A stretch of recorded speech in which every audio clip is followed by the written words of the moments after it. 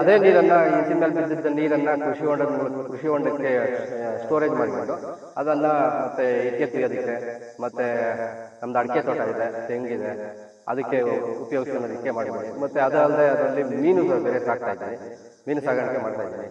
ಈಗ ಸುಮಾರು ಒಂದು 5,000 ಮೀನು ಬಿಟ್ಟಿದ್ದೀನಿ. ಅದರಲ್ಲಿ ಇವಾಗ ಹತ್ತತ್ರ ಒಂದು 3/4 kg 1 kg ಬಂದಿರಬೇಕು. ನನ್ನ ಹೆಸರು ನಾಗರಾಜ್ ಅಂತ. ನಮ್ಮದು ಕಂಟನಕುಂಟೆ ಅಂತ, ದೊಡ್ಡಬಳ್ಳಾಪುರ ತಾಲೂಕು, ಬೆಂಗಳೂರು ಗ್ರಾಮಾಂತರ ಜಿಲ್ಲೆ. ನಾನು ಬಡ ಕುಟುಂಬದಲ್ಲಿ ಹುಟ್ಟಿದವನು. ನಾನು ಮೊದಲಿಗೆ PUC ವರೆಗೆ ನಾನು ವ್ಯಾಸಂಗ ಮಾಡಿದ್ದೀನಿ. ಆಮೇಲೆ ಕಾರ್ಪೆಂಟ್ರ್ ಕೆಲಸ ಮಾಡಿ ಎಲ್ಲ ಮಾಡಿ ಅದಾದಮೇಲೆ ನನಗೆ ಕರ್ನಾಟಕ ರಾಜ್ಯ ಪೊಲೀಸ್ ಇಲಾಖೆಯಲ್ಲಿ ಕೆಲಸ ಸಿಕ್ತು. ನಾನು ಸುಮಾರು 20 ವರ್ಷ ಕೆಲಸ ಮಾಡಿದೆ. ಅದರಲ್ಲಿ 20 ವರ್ಷ ಕೆಲಸ ಮಾಡಿದ್ದಾದಮೇಲೆ ನನಗೆ ಯಾಕೋ ಇಲಾಖೆಯಲ್ಲಿ ಕೆಲಸ ಮಾಡೋಕ್ಕೆ ಸಾಧ್ಯವಾಗಲಿಲ್ಲ. ಯಾಕೆಂದರೆ ಇಲಾಖೆಯಲ್ಲಿ ನಡೀತಿರೋದನ್ನೆಲ್ಲ ನೋಡಿ ನನಗೆ ಯಾಕೋ ಮನಸ್ಸು ಒಪ್ಪದಿರ ನಾನು ಸುಮಾರು 20 ವರ್ಷದಿಂದನೇ ವಾಲಂಟ್ರಿ ರಿಟೈರ್ಮೆಂಟ್ ತೊಗೊಂಡು ಒಂದು ಇಟ್ಕೆ ಫ್ಯಾಕ್ಟ್ರಿ ಮಾಡಿದ್ದೀನಿ. ಇಟ್ಕೆ ಫ್ಯಾಕ್ಟ್ರಿಯಲ್ಲಿ ದುಡಿದು ಅದರಿಂದ ಸುಮಾರು ಜನ ಬಡವರಿಗೆ ಬಗ್ಗರಿಗೆ ಸುಮಾರು ಸಹಾಯ ಆಗುತ್ತೆ ಅಂತೇಳಿ ಉದ್ದೇಶದಿಂದ ನಾನು ಇಟ್ಕೆ ಫ್ಯಾಕ್ಟ್ರಿ ಮಾಡಿ ಸುಮಾರು ಒಂದು 20 ಜನ ನನ್ನ ಹತ್ರ ಕೆಲಸ ಮಾಡ್ತಾವ್ರೆ. ಎಷ್ಟೋ ಜನಕ್ಕೆ ನಾನು ಇಟ್ಕೆ ಹೊಡೆಯೋದ್ರ ಮೂಲಕ ಬಡವರಿಗೆ ಭಾಳ ಹೆಲ್ಪ್ ಆಗಿದೆ. ಅದರಿಂದ ನನಗೆ ಭಾಳ ಖುಷಿ ತಂದಿದೆ ಮತ್ತು ಜೀವನ ನನಗೆ ಒಳ್ಳೆ ರೀತಿಯಲ್ಲಿ ನಾನು ಇದು ಮಾಡ್ತಿದ್ದೀನಿ ಅನ್ನೋದೊಂದು ಇದಾಗಿದೆ. ಆದ್ದರಿಂದ ಏನಾದರೂ ಮಾಡಬೇಕಲ್ಲ, ನಾನು ಎಲ್ಲರ ಥರ ನಾನೇ ಇದ್ಬಿಟ್ರೆ ನಾನು ಮನುಷ್ಯನಾಗಿ ಹುಟ್ಟಿದ ಮೇಲೆ ಏನು ಪ್ರಯೋಜನ ಅನ್ನೋ ದೃಷ್ಟಿಯಿಂದ ನಾನು ಇಟ್ಕೆ ಫ್ಯಾಕ್ಟ್ರಿ ಸ್ಟಾರ್ಟ್ ಮಾಡಿ ಸುಮಾರು ಜನಕ್ಕೆ ನನ್ನಿಂದ ಹೆಲ್ಪ್ ಆಗಿದೆ. ಮೇಲಾಗಿ ಬೇಕಾದಷ್ಟು ದೇವಸ್ಥಾನಗಳು, ಚರ್ಚ್ಗಳು, ಬೇಕಾದಷ್ಟು ಜನ ಬರ್ತಾರೆ, ಕೇಳ್ತಾರೆ ಇಟ್ಕೆನ. ಎಲ್ಲರಿಗೂ ಅದ್ರ ಮೂಲಕ ಒಂದು ಸಹಾಯ ಮಾಡ್ತಿದ್ದೀನಿ. ಅದೇ ನಾನು ಇಲಾಖೆಯಲ್ಲಿದ್ದಾಗ ಯಾರಿಗೂ ಸಹಾಯ ಮಾಡೋಕ್ಕಾಗ್ತಿರ್ಲಿಲ್ಲ. ನಾನೆಲ್ಲ ಒತ್ಕೊಂಡು ಹೋಗ್ಬೇಕಾಗಿತ್ತು. ಈಗ ನಾನು ಅದನ್ನು ಸ್ವಲ್ಪನೇ ಕಳ್ಕೊತಿದ್ದೀನಿ. ಆ ರೀತಿ ಇದೆ. ಅದಾದಮೇಲೆ ಈ ಇಟ್ಕೆ ಶೆಡ್ ಹತ್ರ ಒಂದು ಬೋರ್ವೆಲ್ ಕೊಡಿಸ್ದೆ. ಆ ಬೋರ್ವೆಲ್ನಲ್ಲಿ ಸಾಧಾರಣವಾಗಿ ನೀರು ಬರ್ತಿತ್ತು. ಅದಕ್ಕೋಸ್ಕರ ಹೆಂಚಿನ ಮೇಲೆ ಬಿದ್ದ ನೀರನ್ನು ನಾವು ಯಾಕೆ ಬೋರ್ವೆಲ್ಗೆ ಬಿಡಬಾರ್ದು ಅನ್ನೋ ಒಂದು ದೃಷ್ಟಿಯಿಂದ ಅದರ ಸುತ್ತಲೂ 10 ಅಡಿ ಗುಂಡಿ ತೆಗೆಸಿ ಅದಕ್ಕೆ ಜಲ್ಲಿ ಮತ್ತು ಮರಳು ಎಲ್ಲ ಹಾಕಿ ಅದ್ರ ಮೇಲೆ ಬಿದ್ದ ನೀರನ್ನು ಪೈಪ್ಗಳ ಮೂಲಕ ಡೈರೆಕ್ಟಾಗಿ ಬೋರ್ಗೆ ಬಿಡೋವಂಥ ವ್ಯವಸ್ಥೆ ಮಾಡಿದೆ. ಅದು ಸುಮಾರು ಒಂದು 10-12 ವರ್ಷ ಚೆನ್ನಾಗಿ ಇದಾಯಿತು. ಇತ್ತೀಚಿನ ದಿನಗಳಲ್ಲಿ ಅಂತರ್ಜಲ ಒಳಗಡೆ ಹೋದ್ರಿಂದ ಅದು ಫೇಲ್ ಆಗೋಗ್ಬಿಡ್ತು. ಈಗ ನಾನು ಫೇಲ್ ಆದಮೇಲೆ ನಾನು ಏನಪ್ಪ ಮಾಡೋದು ಅಂದ್ಕೊಂಡು ಒಂದು ಕೃಷಿ ಹೊಂಡ ಮಾಡಿದೆ. ಅದೇ ನೀರನ್ನು ಇಂಚಿನ ಮೇಲೆ ಬಿದ್ದಿದ್ದ ನೀರನ್ನು ಕೃಷಿ ಹೊಂಡಕ್ಕೆ ಸ್ಟೋರೇಜ್ ಮಾಡ್ಕೊಂಡು ಅದನ್ನು ಮತ್ತು ಇಟ್ಟಿಗೆ ಕುಯ್ಯೋದಕ್ಕೆ ಮತ್ತು ನಮ್ಮದು ಅಡಿಕೆ ತೋಟ ಇದೆ, ತೆಂಗಿದೆ, ಅದಕ್ಕೆ ಉಪಯೋಗಿಸ್ಕೊಳ್ಳೋದಕ್ಕೆ ಮಾಡಿದ್ದೀನಿ. ಮತ್ತು ಅದಲ್ಲದೆ ಅದರಲ್ಲಿ ಮೀನು ಬೇರೆ ಸಾಕ್ತಾಯಿದ್ದೀನಿ, ಮೀನು ಸಾಗಾಣಿಕೆ ಮಾಡ್ತಾಯಿದ್ದೀನಿ. ಈಗ ಸುಮಾರು ಒಂದು 5,000 ಮೀನು ಬಿಟ್ಟಿದ್ದೀನಿ. ಅದರಲ್ಲಿ ಇವಾಗ ಹತ್ತತ್ರ ಒಂದು 3/4 kg 1 kg ಬಂದಿರಬೇಕು. ಆ ರೀತಿ ಇದೆ. ಹಾಗೆ ನನ್ನ ಜೀವನ ಈ ರೀತಿ ಆಗಿತ್ತು. ಮೇಲಾಗಿ ನಾನು ಸುಮಾರು 10 ವರ್ಷ 15 ವರ್ಷದಿಂದನೇ ನಾನು ಅಡಿಕೆ ಮಾಡ್ಬೇಕಂತ ಒಂದು ಆಸೆ ಆಯಿತು. ಯಾಕೆಂದರೆ ಬೇರೆ ಕಡೆ ಎಲ್ಲ ನೋಡ್ತಾ ಇದ್ದಾಗ ಈ ಅಡಿಕೆ ತೋಟ ಯಾಕೆ ಮಾಡ್ಬೋದು ಅಂತ ಭಾಳ ಒಂದು ಮನಸ್ಸಿಗೆ ಇದು ಬರ್ತಾಯಿತ್ತು. ಅದಕ್ಕೋಸ್ಕರ ಅಡಿಕೆ ತೋಟ ಮಾಡಿದ್ದೀನಿ. ಅಡಿಕೆ ತೋಟದಲ್ಲಿ ಇವಾಗ ಸುಮಾರು ಚೆನ್ನಾಗಿ ಬಂದಿದೆ ಫಸಲು. ಈ ಅಡಿಕೆ ತೋಟದೊಳಗಡೆ ಬೆಳೆ ಯಾಕೆ ಬೆಳಿಬಾರ್ದು, ಆಮೇಲೆ ಕಡ್ಡಿ ಕಟ್ಟಿ ಇದೆಲ್ಲ ಉಳಿತಾಯ ಆಗ್ತದಲ್ಲ ಅಂತ ಹೇಳ್ಬಿಟ್ಟು ಅದರಲ್ಲಿ ಹುರುಳಿ ಮತ್ತು ಸಿಗಟೆ ಗಿಡ, ಟೊಮೊಟೊ ಇಂಥದ್ದು ಹಾಕಿದ್ದೀನಿ. ಮೇಲೆ ಈ ಕಾಂಪೌಂಡ್ ಸುತ್ತಲೂ ತ್ಯಾಗದ ಮರ ಮತ್ತು ಮಹಾಗನಿ, ಇದು ಸಿಲ್ವರ್ ಗಿಡ, ಇವನ್ನೆಲ್ಲ ಬೆಳೆಸ್ತಾ ಇದ್ದೀನಿ. ಆಮೇಲೆ ಇದರಿಂದ ನಮಗೆ ಭಾಳ ಹೆಲ್ಪ್ಫುಲ್ ಆಗ್ತಾ ಇದೆ. ಈಗ ನನ್ನ ಮನೆ ಕಟ್ಟಬೇಕಂದ್ರೆ ಒಂದು 5 ಮರನ ಹೀಗೆ ನಾನೇ ಕಟಾವು ಮಾಡಿ ಅದನ್ನು ಮನೆ ಇದಕ್ಕೆ ಮಾಡ್ಕೊಂಡಿದ್ದೀನಿ. ಈ ರೀತಿಯಾಗಿ ನಾನು ಬೆಳೆಗಳನ್ನು ತೆಗಿತಾ ಇದ್ದೀನಿ. ಇದರಿಂದ ನಾನು ಈ ಕೃಷಿ ಹೊಂಡ ಮಾಡಿದ್ರಿಂದ ನನಗೊಂದು ಧೈರ್ಯ ಇದೆ. ಇವಾಗ ಅಕಸ್ಮಾತ್ ಬೋರ್ವೆಲ್ನಲ್ಲಿ ನೀರು ಅಕಸ್ಮಾತ್ ಕಡಿಮೆ ಆದರೂ ಸಹ ಈ ಕೃಷಿ ಹೊಂಡದಿಂದ ನಾನು ಉಪಯೋಗಿಸ್ಕೊಬೋದು. ಅಷ್ಟರಲ್ಲಿ ಮಳೆಗಾಲ ಸ್ಟಾರ್ಟ್ ಆಗ್ಬಿಡ್ತದೆ. ಬೇಸಿಗೆಯಲ್ಲಿ ನಾವು ಅಗತ್ಯವಾಗಿ ಒಂದು ಸ್ವಲ್ಪ ನೀರು ಹಾಯಿಸ್ಬಿಟ್ರೆ ಮಳೆಗಾಲದಲ್ಲಿ ಅದ್ರ ಪಾಡಿಗೆ ಅದು ಜಾಸ್ತಿ ನೀರು ಕೇಳಲ್ಲ, ಅದು ಬೆಳ್ಕೊಂಡು ಹೋಗುತ್ತೆ ಅಂತ ಹೇಳ್ಬಿಟ್ಟು ಕೃಷಿ ಹೊಂಡ ಮಾಡ್ತಿದ್ದೀನಿ. ಇದಕ್ಕೆ ನಮ್ಮ ಸರ್ಕಾರ ಬಹಳ ಹೆಲ್ಪ್ ಮಾಡಿದೆ ಇವಾಗ ರೈತರಿಗೆ. ಈ ಕೃಷಿ ಹೊಂಡ ಮಾಡೋದ್ರಿಂದ ನಮ್ಮ ಹತ್ರ ಯಾವುದೇ ಖರ್ಚಿಲ್ದೇ ಬರೀ ಟಾರ್ಪಲ್ಲಿಗೆ ಮಾತ್ರ ಒಂದು 10,000 ದುಡ್ಡು ತೊಗೊತಾರೆ. ಅಷ್ಟು ಬಿಟ್ಟರೆ ನಿಂತಿದ್ದೆಲ್ಲ ಅವರೇ ಸರ್ಕಾರದಿಂದಲೇ ಮಾಡಿಕೊಡ್ತಾರೆ. ಸುಮಾರು ನಾನು ಇವಾಗ 70 ಅಡಿ ಉದ್ದ, 70 ಅಡಿ ಅಗಲ, 10 ಅಡಿ ಆಳದ ಕೃಷಿ ಹೊಂಡ ಮಾಡಿದ್ದೀನಿ. ಈಗ ಸುಮಾರು ಅದರಲ್ಲಿ 5 ಲಕ್ಷ ನೀರು ಸ್ಟಾಕ್ ಇದೆ ನನ್ನ ಹತ್ರ. ಆದ್ದರಿಂದ ಇವಾಗ ನಾನು ಈ ಬೆಳೆ ಬೆಳೆಯೋದಕ್ಕೆ ನನಗೆ ಒಂಥರ ಧೈರ್ಯ ಇದೆ. ಅಷ್ಟರಲ್ಲಿ ಮಳೆಗಾಲ ಸ್ಟಾರ್ಟ್ ಆದಮೇಲೆ ಅದು ನಡ್ಕೊಂಡು ಹೋಗುತ್ತೆ ಅನ್ನೋ ದೃಷ್ಟಿಯಿಂದ ಈ ಸರ್ಕಾರನೂ ಸಹ ಈ ರೈತರಿಗೆ ಈ ಕೃಷಿ ಹೊಂಡ ಮಾಡೋದ್ರ ಬಗ್ಗೆ ಹೆಚ್ಚಿನ ಆದ್ಯತೆ ಕೊಟ್ಟು ಮಾಡ್ತಿದ್ದಾರೆ. ಬೇರೆ ರೈತರು ಈ ಥರ ನನಗಿರೋಂಥ ಅವಕಾಶದ ಥರ ಈ ಹೆಂಚಿನ ಮೇಲೆ ನೀರು ಬಿದ್ದು ನೀರಂಥದ್ದು ಶೆಡ್ಗಳು ಮತ್ತು ಪಾಲಿ ಹೌಸ್ಗಳು ಇಂಥ ಇಟ್ಟಿಗೆ ಶೆಡ್ಗಳು ಇರೋವಂಥವ್ರು ಸಾಮಾನ್ಯವಾಗಿ ಈ ಥರ ಮಾಡೋದ್ರಿಂದ ಭಾಳ ಅನುಕೂಲ ಆಗುತ್ತೆ. ಎಲ್ಲರೂ ಸಹ ಮಾಡ್ಬೋದು. ಯಾಕೆಂದರೆ ಬೇರೆ ಕಡೆ ಬಿದ್ದು ನೀರು ಹರಿಬೇಕಂದ್ರೆ ಜೋರಾಗಿ ಮಳೆ ಬೇಕು. ಆದರೆ ಈ ಶೆಡ್ ಮೇಲೆ ಸುಮಾರು ಸಾಧಾರಣವಾದ ಮಳೆ ಬಂದರೂ ಸಹ ನೀರು ನಮಗೆ ಸಿಗುತ್ತೆ, ಅದನ್ನು ಉಪಯೋಗಿಸ್ಕೊಬೋದು. ಆದ್ದರಿಂದ ರೈತರು ಈ ಸರ್ಕಾರ ಕೊಟ್ಟಂತೆ ಮಾಡ್ತಿರೋ ಇದನ್ನು ಉಪಯೋಗ ಮಾಡಿಕೊಂಡು ಕೃಷಿ ಹೊಂಡಗಳನ್ನು ಮಾಡಿಕೊಂಡು ಬೆಳೆಗೆ ಮತ್ತು ಇಟ್ಟಿಗೆ ಮತ್ತು ಇನ್ಯಾವುದಕ್ಕೆ ಬೇಕಾದರೂ ಉಪಯೋಗಿಸೋಣ ಒಂದು ಅದನ್ನು ಮಾಡ್ಕೊಳೋದ್ರಿಂದ ರೈತರಿಗೆ ಬಹಳ ಉಪಯೋಗ ಆಗುತ್ತೆ. ನಮಸ್ಕಾರ, ನಮ್ಮ ಹೆಸರು ರಮೇಶ್ ಅಂತ. ನಂದು ತಮಿಳುನಾಡು ಬಾವಲೂರು ಬೇರಿಕೆ ಹತ್ರ ಮುಗುಳಲ್ಲಿ ಗ್ರಾಮ ಅಂತ. ನಾನು ಇಲ್ಲಿ ಕಂಟನಕುಂಟೆಗೆ ಬಂದು ಪೊಲೀಸ್ ನಾಗರಾಜಣ್ಣ ಅಂತ ಅವರು ಅಡಿಕೆ ತೋಟದಾಗ ವ್ಯವಸಾಯ ಮಾಡ್ತಾಯಿದ್ದೀನಿ. ಅದರಿಲ್ಲ ಅಡಿಕೆ ಗಿಡದಾಗ ಬಂದು ಚಿಕ್ಕಡಿಗಾಯಿ 1 ಎಕರೆ ಮಡಗಿದ್ದೀವಿ, ಟೊಮಾಟೊ 1 ಎಕರೆ ಹಾಕಿದ್ದೀವಿ, ಆಮೇಲೆ ಕಡ್ಡಿ ಬೀನ್ಸ್ ಹಾಕಿದ್ದೀವಿ. ಅದು ಬಿಟ್ಟು ಇನ್ನು ಸೌದೆನಾರು ಹಾಕೋಕ್ಕೆ ರೆಡಿ ಮಾಡ್ತಾಯಿದ್ದೀವಿ. ನಾನು ಚೆನ್ನಾಗಿ ಓದಿದ್ರೂ ಬೇರೆ ಕೆಲಸ ಮಾಡ್ತಾಯಿದ್ದೆ, ಅದರಿಂದ ನನಗೆ ತುಂಬ ಅನ್ಯಾಯ ಆಗೈತೆ, ತುಂಬ ಲಾಸು. ಆಮೇಲೆ ನನಗೆ ದಿಢೀರ್ ಅಂತ ಅಗ್ರಿ ಮಾಡಬೇಕು, ಅಗ್ರಿದಾಗ ಸಂಪಾದಿಸ್ಬೇಕು ಅಂತ ಒಂದು ಆಸೆ ಬಂತು. ನನಗೆ ತಕ್ಕಂಗೆ ಓನರ್ ಯಾರೂ ಸಿಕ್ಕಿಲ್ಲ. ಆಮೇಲೆ ಇತ್ತೀಚೆಗೆ 1 ವರ್ಷದಿಂದ ನಾಗರಾಜಣ್ಣ ಅಂತವ್ರು ಅವ್ರ ತೋಟಕ್ಕೆ ಬಂದಿದ್ದೀನಿ. ಅವ್ರ ತೋಟಕ್ಕೆ ಬಂದಾಗಲಿಂದ ನನಗೆ ಭಾಳ ಅನುಕೂಲ ಆಗ್ತಾಯಿದೆ. ಫ್ಯಾಮ್ಲಿನಾಗೆ ಅಷ್ಟೇ ನೆಮ್ಮದಿಯಾಗಿದ್ದೀವಿ. ನಮಗೆ ಇನ್ನೂ ಭಾಳ ಸಂತೋಷ ಏನಂದರೆ ಇಲ್ಲಿ ಅಡಿಕೆ ಗಿಡಕ್ಕೆ ನೀರು ಕಟ್ಟಬೇಕು, ಬೆಳೆಗೆ ನೀರು ಕಟ್ಟಬೇಕಂತ ಏನೂ ಇಲ್ಲ, ಡ್ರಿಪ್ ಆಗಿಬಿಟ್ಟಿದ್ದೀವಿ. ಆ ಡ್ರಿಪ್ ನೀರೇ ಅಡಿಕೆ ಗಿಡಕ್ಕೂ ಹೋಗ್ತಾ ಇರ್ತದೆ, ಬೆಳೆಗೂ ಹೋಗ್ತಾ ಇರ್ತದೆ. ಇಲ್ಲಿ ಬಂದು 1 ಇಯರ್ ಆಯಿತು. 1 ವರ್ಷದಾಗ ನಮಗೆ ಸ್ವಲ್ಪ ಅನುಕೂಲ ಆಗೈತೆ, ಫ್ಯಾಮ್ಲಿದಾಗ ಸಂತೋಷವಾಗಿದ್ದೀವಿ. 1 ಎಕರೆ ಚಿಕ್ಕಡಿಗಾಯಿ ಐತೆ, 1 ಎಕರೆ ಟೊಮಾಟೊ ಐತೆ, 1 ಎಕರೆ ಕಡ್ಡಿ ಬೀನ್ಸ್ ಹಾಕಿದ್ವಿ. ಅದು ಇವಾಗ ಎಂಡಾಗಿ ಕೊಯ್ದಿದ್ದೀವಿ. ಸುಮಾರು ನಮ್ಗೆ ಕಡ್ಡಿ ಬೀನ್ಸು ನಮ್ಮದು ಚೆನ್ನಾಗಿ ಫಸಲು ಬಂದಿತ್ತು. ಸುಮಾರು ಅರ್ಧ ಎಕರೆಗೆ 1/2 ಟನ್ 1 ಟನ್ ತೆಗಿತಾ ಇದ್ವಿ. ಆವಾಗ ನಮಗೆ ಬೆಲೆ ಇಲ್ಲ, KG 8 ರೂಪಾಯಿ 10 ರೂಪಾಯಿ ಹೋಗ್ತಾಯಿತ್ತು. ಅದರಿಂದ ಅದ್ರಾಗ ನಮಗೆ ಲಾಸ್ ಆಗಿದ್ರೂ ಚಿಕ್ಕಡಿಕಾಯಿನಾಗ ಸ್ವಲ್ಪ ಪ್ರಾಫಿಟ್ ಬರ್ತೈತೆ. ಇವಾಗ ಚಿಕ್ಕಡಿಕಾಯಿ 1 KG 28-30 ರೂಪಾಯಿ ಗಂಟ ಹೋಗ್ತೈತೆ. 1 ಎಕರೆಗೆ ಹಾಕಿರ್ತೀವಿ, ವಾರಕ್ಕೆ ಒಂದು ಸಲ ಒಂದು ಕೊಯ್ಲು ಕೊಯ್ತೀವಿ ರೀ. ಆಮೇಲೆ ಮತ್ತೆ ಇವಾಗ ಟೊಮಾಟೋನೂ ರೇಟ್ ಇಲ್ದಿರ ಇರೋದಕ್ಕೆ ಪರವಾಗಿಲ್ಲ, ನಮಗೆ ಲಾಸ್ ಏನಂತಿಲ್ಲ, ಆಗಲ್ಲ. ಅದಕ್ಕೆ ತಕ್ಕಂಗೆ ಬಂಡವಾಳ ಆಗ್ತೈತೆ. ಬಟ್ ಅಡಿಕೆ ಫಸಲು ಈ ವರ್ಷ ಚೆನ್ನಾಗಿ ಬಂದೈತೆ. ನೆಕ್ಸ್ಟು ಇದೇ ಥರ ತೋಟ ಮಾಡ್ತಾಯಿದ್ರೆ ನೆಕ್ಸ್ಟ್ ಇಯರ್ಗೆ ಇನ್ನೂ ಅಡಿಕೆ ಫಸಲು ಜಾಸ್ತಿ ಬರ್ತದೆ ಅಂತ ನನಗೆ ಒಂದು ಸೂಚನೆ ಅನ್ನಿಸ್ತದೆ. ನಮಗೆ ಗೊತ್ತಾಗಿದೆ ಅಂದರೆ ಬೇರೆ ಸಾಮಾನ್ಯವಾಗಿ ನಮ್ಮ ಊರ ಪಕ್ಕದಲ್ಲೆಲ್ಲ ಈ ಅಡಿಕೆ ಗಿಡದಲ್ಲಿ ಈ ಥರ ಮಾಡ್ಬೋದು ಅಂತ ಅವ್ರು ಮಾಡ್ತಾ ಇದ್ದಾರೆ. ಅದನ್ನು ನೋಡಿ ನಮಗೂ ಯಾವಾಗ ಮಾಡ್ಬೋದು ಅನ್ನೋ ದೃಷ್ಟಿಯಿಂದ ಅಡಿಕೆ ಗಿಡದಲ್ಲಿ ಈ ಥರ ಬೆಳೆ ತೆಗಿತಾ ಇದ್ದೀವಿ.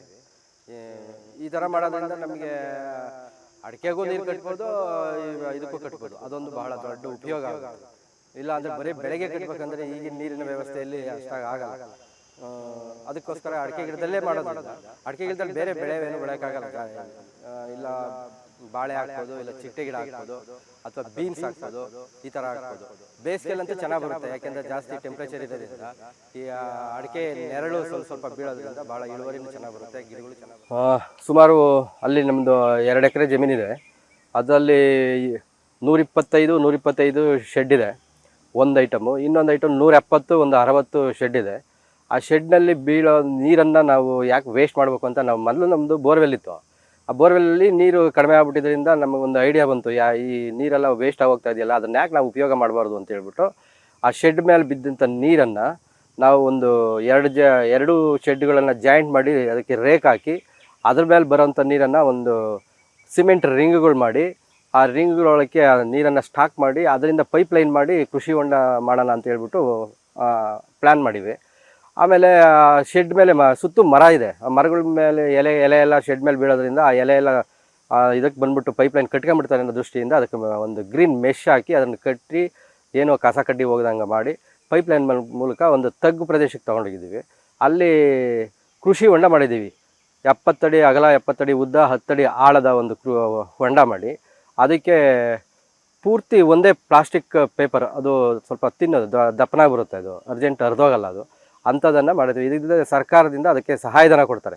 ಸಹಾಯಧನ ಸುಮಾರು 90,000 ರೂಪಾಯಿ ನಮಗೆ ಸಹಾಯಧನ ಕೊಡ್ತಾರೆ. ನಮ್ಮ ಇದರಲ್ಲಿ ನಮಗೇನು ಖರ್ಚಾಗೋದಿಲ್ಲ, ಸುಮಾರು ಒಂದು 10,000 ರೂಪಾಯಿ ನಮಗೆ ಖರ್ಚಾಗ್ಬೋದು, ಅವರೇ ಎಲ್ಲ ಮಾಡಿಕೊಡ್ತಾರೆ. ಅದರಿಂದ ಭಾಳ ಉಪಯೋಗ ಇದೆ. ಮೇಲಾಗಿ ಶೆಡ್ ಮೇಲೆ ಬಿದ್ದ ನೀರನ್ನು ಹೊರಗಡೆ ಹೋಗೋ ಬದಲು ನಾವೇ ಅದನ್ನು ಸ್ಟಾಕ್ ಮಾಡಿ ಅದರಿಂದ ನಾವು ಇಟ್ಟಿಗೆ ಫ್ಯಾಕ್ಟ್ರಿಗೂ ಉಪಯೋಗ ಮಾಡ್ಬೋದು. ಮತ್ತು ನಮ್ಮ ತೋಟ ಇದೆ, ಆ ತೋಟದಲ್ಲಿ ತೆಂಗು ಅಡಿಕೆ ಎಲ್ಲ ಇದೆ. ಅಡಿಕೆ ಸುಮಾರು ಒಂದು 2 ಎಕರೆಯಲ್ಲಿ ಅಡಿಕೆ ಇದೆ, ಒಂದು 800 ಮರ ಆಗೋಷ್ಟು ಇದೆ. ನಾವು ಅಡಿಕೆಗೆ ನೀರು ಉಪಯೋಗಿಸ್ಬೇಕಲ್ಲ, ಅದಕ್ಕೋಸ್ಕರ ಅದರೊಳಗೆ ಒಂದು ಮಿಶ್ರ ಬೆಳೆಯನ್ನು ಬೆಳೆಯೋಣ ಅನ್ನೋ ದೃಷ್ಟಿಯಿಂದ ಅಡಿಕೆ ಮರದ ಲೈನ್ನಲ್ಲೇ ಟ್ರಿಪ್ಪರ್ ಮಾಡಿ ಹನಿ ನೀರಾವರಿ ಪದ್ಧತಿಯಲ್ಲಿ ಮಾಡಿ, ಹನಿ ನೀರು ಪದ್ಧತಿಯಲ್ಲಿ ಅದರಲ್ಲಿ ಚಿಕಟೆ ಗಿಡ ಮತ್ತು ಬದನೆ ಗಿಡ ಮತ್ತು ಬೀನ್ಸು ಅದನ್ನೆಲ್ಲ ಬಿಟ್ಟಿದ್ದೀವಿ. ಯಾಕೆ ಅಂದರೆ ಅಡಿಕೆ ಗಿಡ ಲೈನಿಗೆ ನಮಗೆ ಖರ್ಚು ಕಡಿಮೆ ಗೊತ್ತೈತೆ. ಆ ಮೇಲ್ಗಡೆಗೆ ತಗೊಂಡು ಹಬ್ಬಿಸೋದಕ್ಕೋಸ್ಕರ ನಾವು ಕಡ್ಡಿಗಳು ಉಣ್ಬೇಕು, ಅದ್ರ ಬದಲು ಅಡಿಕೆ ಗಿಡಕ್ಕೆ ಕಂಬಿಗಳನ್ನು ಕಟ್ಟಿ ಅದನ್ನು ಬೆಳೆಸ್ಕೊಬೋದು.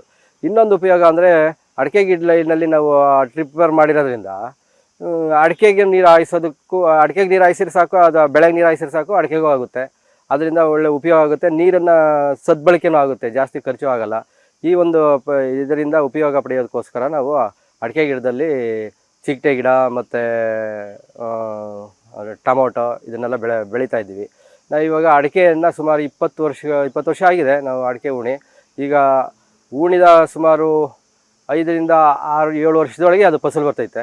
ಇದು ಸುಮಾರು ನಮಗೆ 20 ವರ್ಷ ಆಗಿದ್ದರಿಂದ ಎತ್ತರವಾಗಿ ಬೆಳೆದಿದೆ ಮರಗಳು. ನಾವು ಒಂದು ಗಿಡದಿಂದ ಒಂದು ಗಿಡಕ್ಕೆ ಸುಮಾರು 8 ಅಡಿ 9 ಅಡಿ ದೂರ ಇದೆ. ಯಾಕೆ ಅಂದರೆ ನಾವು ಮೊದಲ ಕಾಲದಲ್ಲಿ ಕೂಲಿಯವರೆಲ್ಲ ಸಿಗೋರು ಜನ ಅದನ್ನು ಅಗಿಯೋಕೆ ಇದು ಮಾಡೋದಕ್ಕೆ, ಇವಾಗ ಸಿಗಲ್ಲ.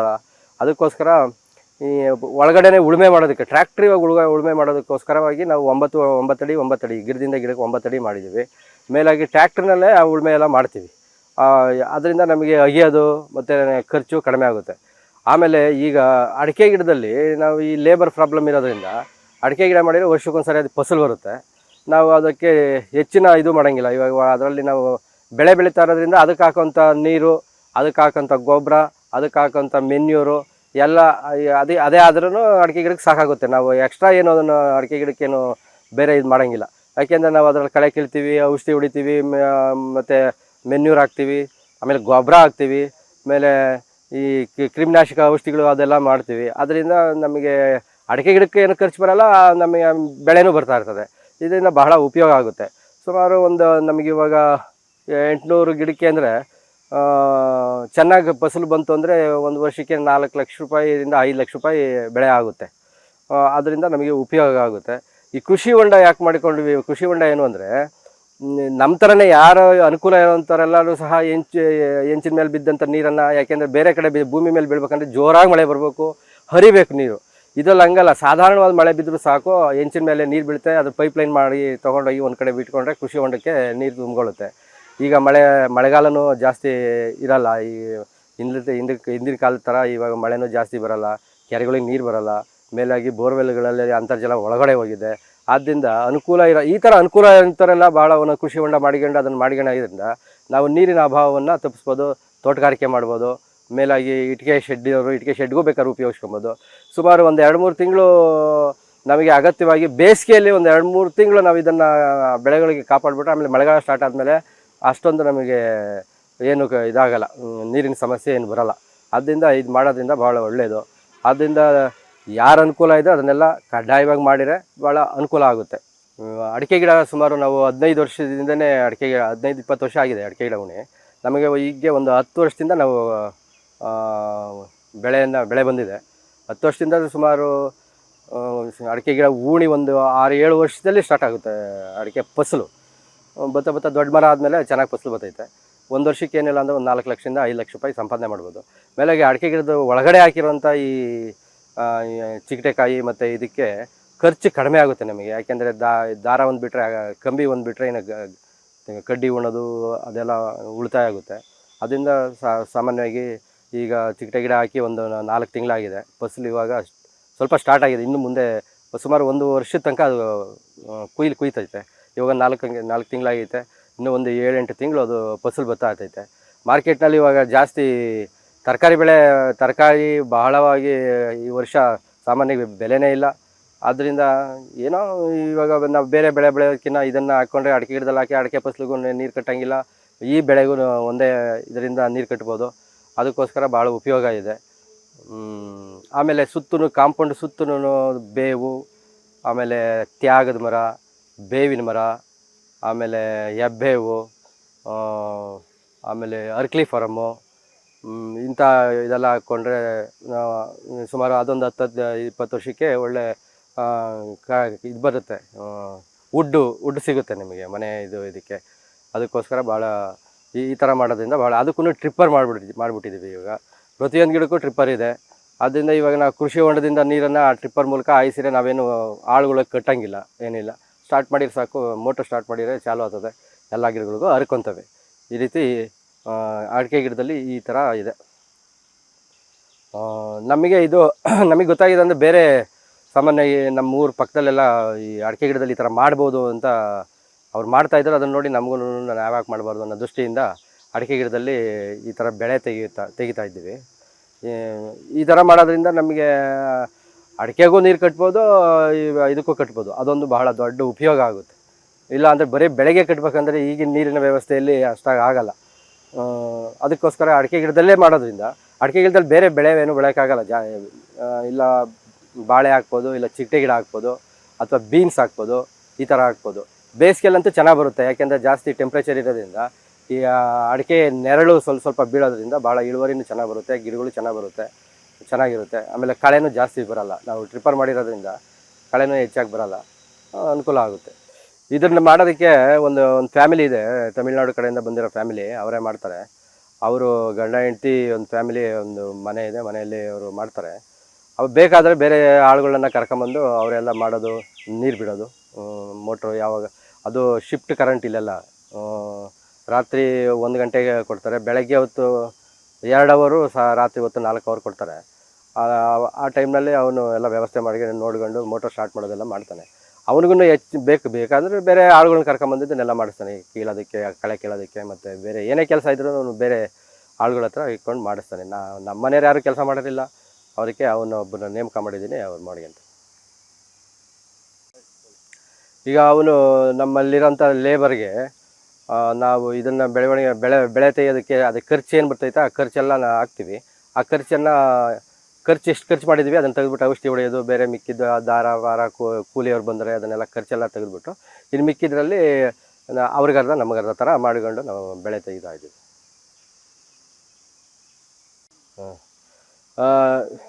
ಇವಾಗ ರೈತರಿಗೆ ಈ ಥರ ಅವಕಾಶ ಅಂತ ರೈತರಿಗೆ ನನ್ನ ಕಡೆಯಿಂದ ಏನು ಸಜೆಷನ್ ಅಂದರೆ, ಇಟ್ಕೆ ಶೆಡ್ ಆಗಲಿ ಅಥವಾ ಪಾಲಿ ಹೌಸ್ಗಳಾಗಲಿ ಅಥವಾ ದೊಡ್ಡ ಶೆಡ್ಗಳು ಮಾಡಿರೋಂಥ ಇರೋರು ಒಂದು ಕೃಷಿ ಹೊಂಡ ಮಾಡಿ ಅದರಲ್ಲಿ ಬೀಳೋಂಥ ನೀರನ್ನು ಶೇಖರಣೆ ಮಾಡಿ ಅದರಿಂದ ವ್ಯವಸಾಯಕ್ಕೆ ಉಪಯೋಗ ಮಾಡಿಕೊಳ್ಳೋದ್ರಿಂದ ನಾವು ಈಗ ಹೋಗಿರೋ ಅಂತರ್ಜಲ ತಳಕ್ಕೆ ಹೋಗಿರೋದ್ರಿಂದ ನಾವು ಬೆಳೆಯನ್ನು ಬೆಳ್ಕೊಬೋದು. ಸಾಮಾನ್ಯವಾಗಿ ಈ ರೀತಿ ಒಂದು 70 ಅಡಿ 21 ಮೀಟ್ರ್ ಬರುತ್ತೆ. 21 ಮೀಟ್ರ್ ಒಂದು 10 ಅಡಿ ಆಳಾದ ಒಂದು ಇದು ಮಾಡಿ ಅದು ತುಂಬಿರಿ, ಮಳೆಗಾಲದಲ್ಲಿ ತುಂಬಿಟ್ರೆ ಸಾಮಾನ್ಯವಾಗಿ ಡಿಸೆಂಬರ್ನಲ್ಲಿ ತನಕ ಮಳೆ ಬೀಳ್ತಾನೆ ಇರ್ತದೆ. ಡಿಸೆಂಬರಿಗೆ ತುಂಬಿದರೆ ನಾವು ಜನವರಿ, ಫೆಬ್ರವರಿ, ಮಾರ್ಚ್, ಏಪ್ರಿಲ್ವರೆಗೂ ಅದನ್ನು ಉಪಯೋಗ ಮಾಡಿಕೊಂಡ್ರೆ ಆಮೇಲೆ ಮಳೆ ಬಂದುಬಿಡ್ತದೆ. ಮಳೆ ಬಂದಾಗ ಸಾಗುತ್ತೆ. ನೀವು ಅನುಕೂಲ ಇಲ್ಲ ಇರೋವಂಥ ಎಲ್ಲ ರೈತರು ಸಹ ಇಂಥದ್ದೊಂದು ಮಾಡಿಕೊಂಡ್ರೆ ಸಾಮಾನ್ಯವಾಗಿ ಎಲ್ಲರಿಗೂ ಉಪಯೋಗ ಆಗುತ್ತೆ. ಯಾಕೆಂದರೆ ಹೆಂಚಿನ ಮೇಲೆ ಬಿದ್ದಿದ್ದ ನೀರೆಲ್ಲ ವೇಸ್ಟಾಗಿ ಬೇರೆ ಹಳ್ಳಕ್ಕೆ ಹೋಗಿ ಎಲ್ಲ ಹಾಳಾಗುತ್ತೆ. ಅದ್ರ ಬದಲು ನಾವು ಶೇಖರಣೆ ಮಾಡೋದ್ರಿಂದ ಅನುಕೂಲ ಆಗುತ್ತೆ. ಆಮೇಲೆ ಈ ಅಡಿಕೆ ಗಿಡದಲ್ಲಿ ಪರ್ಯಾಯವಾಗಿ ಬೆಳೆ ಬೆಳೆಯೋದ್ರಿಂದ ಅಡಿಕೆ ಗಿಡಕ್ಕೂ ನೀರು ಕಟ್ಟಂಗೆ ಆಗುತ್ತೆ, ಮತ್ತು ಬೆಳೆಗೂ ನೀರು ಬಿಟ್ಟಾಗುತ್ತೆ. ಒಂದೇ ಅದಕ್ಕೆ ಬೇರೆ ಕಟ್ಟಂಗಿಲ್ಲ, ಇದಕ್ಕೆ ಬೇರೆ ಕಟ್ಟಂಗಿಲ್ಲ. ಒಂದೇ ಇದರಲ್ಲಿ 2 ಬೆಳೆನೂ ಬೆಳಿಬೋದು, ಅಡಿಕೆನೂ ಬೆಳ್ಕೊಬೋದು, ಮಧ್ಯದಲ್ಲಿ ಬೆಳೆನೂ ಬೆಳಿಬೋದು. ಆದ್ದರಿಂದ ಕೃಷಿಕರು ಮತ್ತು ಈ ಅಡಿಕೆ ಗಿಡ ಇರೋವಂಥವ್ರು ಈ ರೀತಿ ಮಧ್ಯ ಬೆಳೆ ಇಡೋದ್ರಿಂದ ಒಂದು ಉಪಯೋಗ ಆಗುತ್ತೆ ನಮಗೆ. ಬೇರೆ ಇವಾಗ ಅಡಿಕೆ ವರ್ಷಕ್ಕೊಂದು ಬೆಳೆ ಅದು. ಇದು ನಾವು ಬೆಳೆ ಬೆಳ್ಕೊಂಡ್ರೆ ನಮಗೆ ಖರ್ಚಿಗೆ, ವ್ಯವಸಾಯಕ್ಕೆ, ಬೇರೆ ಖರ್ಚುಗಳಿಗೆ ಮತ್ತು ಸಂಸಾರ ಖರ್ಚುಗಳಿಗೆ ಅದು ಹೆಲ್ಪ್ ಆಗುತ್ತೆ. ಅಡಿಕೆ ಗಿಡ ಇರೋವಂಥವ್ರು ಈ ಥರ ಮಾಡೋದ್ರಿಂದ ಭಾಳ ಉಪಯೋಗ.